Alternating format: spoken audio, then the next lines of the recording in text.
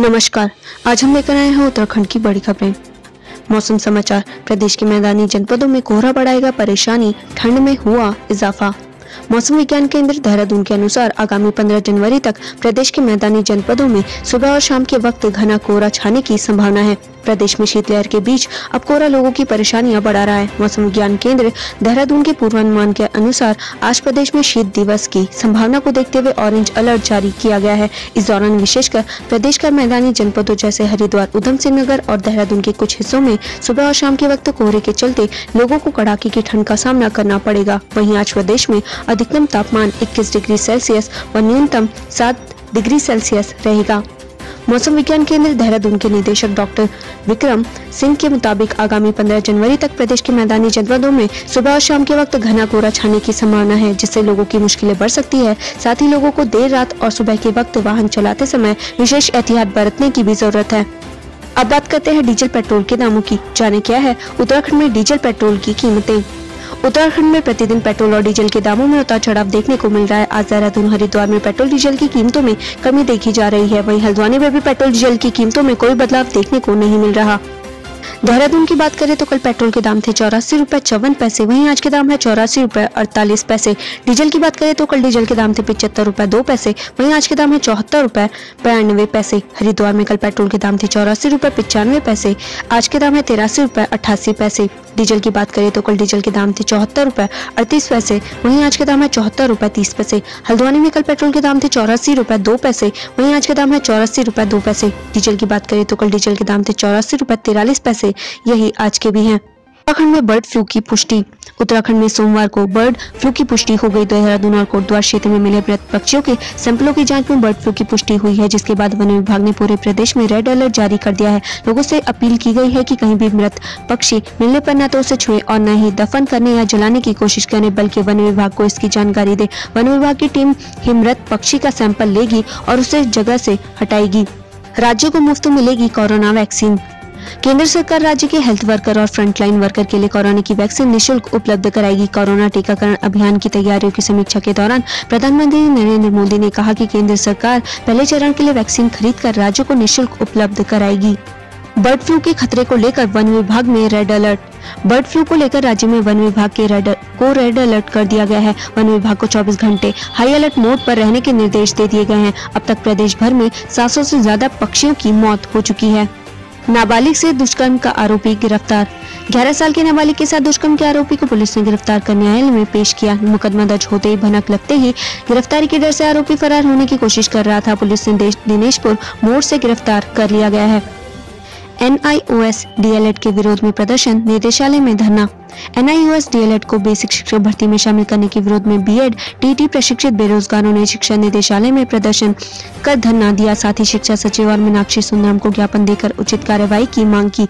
B.Ed TET 1 वर्षवार प्रशिक्षित महासंघ ने साफ चेतावनी दी है कि यदि NIOS DLED को शिक्षक भर्ती में शामिल किया गया तो प्रदेश स्तर पर आंदोलन छेड़ दिया जाएगा। सरकार के फैसले के खिलाफ हाईकोर्ट में भी अपील की जाएगी।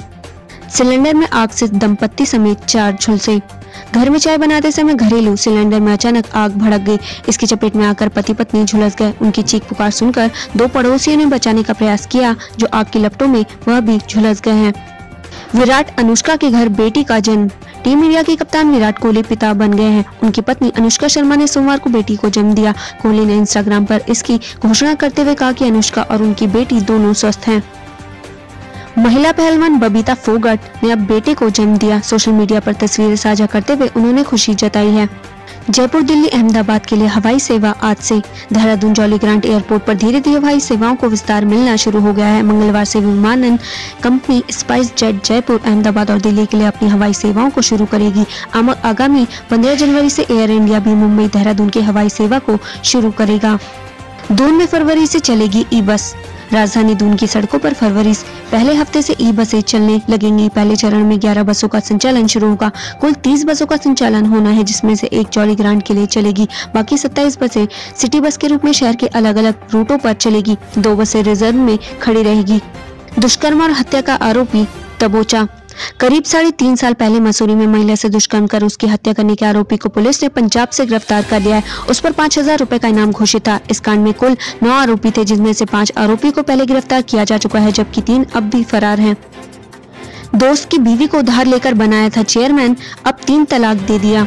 आरक्षित सीट पर चुनाव लड़ने की कथित रूप से उधार ली गई महिला को उसके पति ने 3 तलाक दे दिया है। आरोप है कि पति ने अपने भाई के साथ मिलकर उसके साथ दुष्कर्म करने का भी प्रयास किया। पीड़िता की तहरीर पर पुलिस ने आरोपियों के खिलाफ रिपोर्ट दर्ज कर ली है। बता दें कि उक्त महिला संबंधित सीट पर चुनाव लड़कर चेयरमैन भी बन गई थी।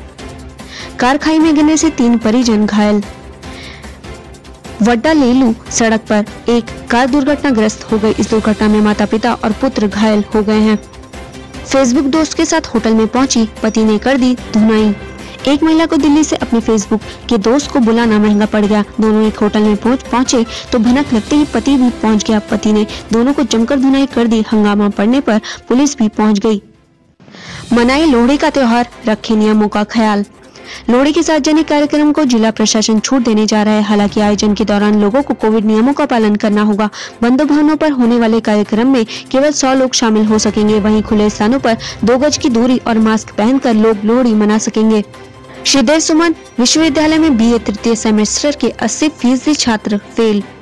श्रीदेव सुमन विश्वविद्यालय के BA तृतीय सेमेस्टर के परीक्षाफल में भारी अनियमितता सामने आई है। BA तृतीय सेमेस्टर के करीब 80% छात्र छात्राओं को अनुत्तीर्ण किया गया है।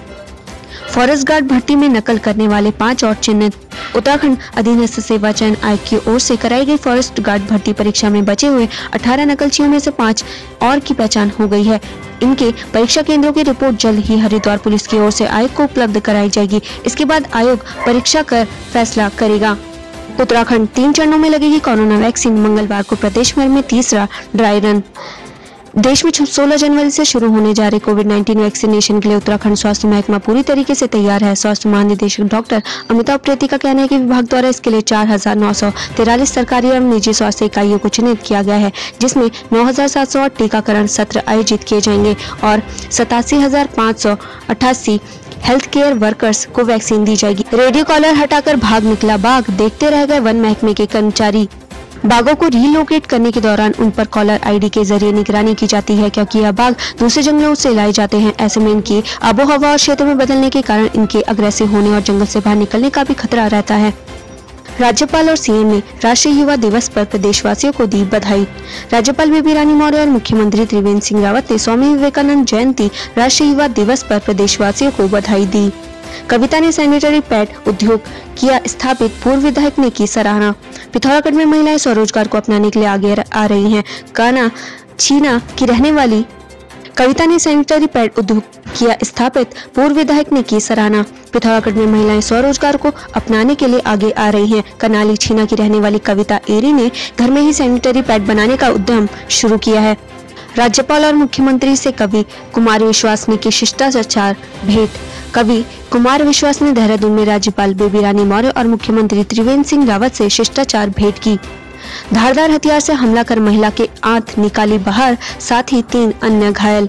घटना में एक महिला का पेट फट गया है और आंतें बाहर निकल गई। बताया जा रहा है कि घटना में एक ही परिवार के 3 लोग और एक अन्य गंभीर रूप से घायल हुए हैं। इस बार थोड़ा अलग होगा गणतंत्र दिवस समारोह, यह है तैयारी। बैठक में तय किया गया कि सूचना विभाग द्वारा प्रदेश मुख्यालय में प्रमुख चौराहों पर 25 जनवरी को सायं 6 बजे से रात्रि 9 बजे तक, 26 जनवरी प्रातः 6 बजे से पूर्वाह्न 11 बजे तक लाउड स्पीकर के माध्यम से देश प्रेम एवं देशभक्ति के गीतों का प्रसारण किया जाएगा। जानिए देश और प्रदेश में आज क्या कुछ रहेगा खास। राष्ट्रीय युवा संसद महोत्सव को संबोधित करेंगे पीएम मोदी। प्रधानमंत्री नरेंद्र मोदी सुबह 10 बजे एक वीडियो कॉन्फ्रेंसिंग के जरिए दूसरे राष्ट्रीय युवा संसद महोत्सव के आयोजन को संबोधित करेंगे। समारोह के दौरान 3 राष्ट्रीय विजेता भी अपने विचार रखेंगे। स्वामी विवेकानंद को श्रद्धांजलि देंगे सीएम रावत। स्वामी विवेकानंद की जयंती के अवसर पर आयोजित युवा चेतना दिवस कार्यक्रम में युवाओं के साथ वर्चुअली संवाद करेंगे CM Trivendra Singh Rawat. Corona vaccine का ड्राई रन। 16 जनवरी से शुरू होने जा रहे वैक्सीनेशन को लेकर स्वास्थ्य विभाग ने कमर कस ली है। सभी तैयारियों को अंतिम रूप दे दिया गया है। आज प्रदेश भर में तीसरे चरण का ड्राई रन चलाया जाएगा। कृषि कानून गतिरोध, सुप्रीम कोर्ट सुनाएगी फैसला। कृषि कानूनों की संवैधानिकता पर सुप्रीम कोर्ट की 3 सदस्यीय पीठ का फैसला सुनाएगी। पिथौरागढ़ में यूथ कांग्रेस कार्यकर्ता करेंगे जनसभा। पिथौरागढ़ में यूथ कांग्रेस कार्यकर्ता एक मुट्ठी मिट्टी शहीदों के नाम मुहिम को लेकर ग्रामीण इलाकों में किसानों के साथ सभा करेंगे। वैक्सीनेशन की फाइल मॉक ड्रिल के लिए उधम सिंह नगर तैयार। उधम सिंह नगर जनपद में आज कोविड-19 वैक्सीनेशन को लेकर फाइनल मॉक ड्रिल की जाएगी। यह मॉक ड्रिल 28 केंद्रों में की जाएगी। इसके लिए 9 निजी अस्पतालों को भी शामिल किया गया है। शारदा सागर डैम का दौरा करेंगे डीएफओ। खटीमा में तराई पूर्वी वन प्रभाग के DFO Sandeep Kumar Surai one range में शारदा सागर डैम का दौरा करेंगे। बर्ड फ्लू को लेकर वन कर्मचारियों को दिशा निर्देश भी देंगे। टनकपुर क्षेत्र में बंशीधर भगत करेंगे संवाद। बीजेपी के प्रदेश अध्यक्ष बंशीधर भगत टनकपुर क्षेत्र में कार्यकर्ताओं के साथ संवाद कार्यक्रम के तहत बैठक करेंगे। स्वामी विवेकानंद की जयंती पर T20 cricket match. Swami Vivekananda की जयंती युवा दिवस के रूप में मनाई जाएगी। इस अवसर पर भारतीय जनता युवा मोर्चा के जिलाध्यक्ष सरबजीत सिंह के नेतृत्व में भाजयुमो और स्थानीय पुलिस प्रशासन के बीच मैत्रीपूर्ण T20 क्रिकेट मैच का आयोजन किया जाएगा।